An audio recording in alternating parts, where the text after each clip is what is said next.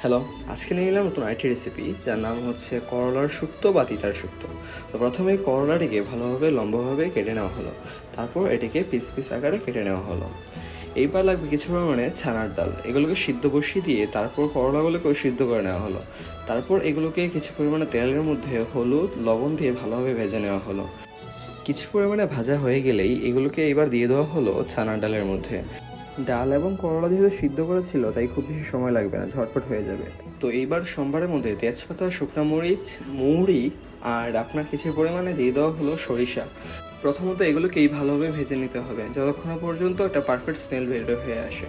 ওর দিয়ে দেওয়া হলো আদা বাটা, কিছু পরিমাণে জল দিয়ে ভালোভাবে কষিয়ে নেওয়া হলো। তারপর কিছু পরিমাণে ধনিয়া গুঁড়ো দিয়ে এর মধ্যেই একে একে সম্পূর্ণ ডালটা দিয়ে দেওয়া হলো।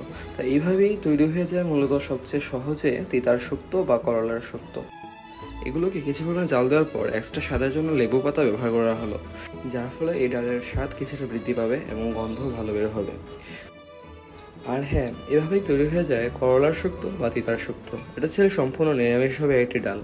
তো চাইলে আপনারা বাড়িতে ট্রাই করে দেখতে পারেন। তো আমাদের ভিডিওগুলো যদি ভালো লেগে থাকে তাহলে অবশ্যই আমাদের পেজটিকে ফলো এবং চ্যানেলটিকে সাবস্ক্রাইব করে আমাদের পাশে থাকবেন এই কামনা করি। তো ভালো থাকবেন সবাই, ধন্যবাদ সবাইকে পুরো ভিডিওটি দেখার জন্য।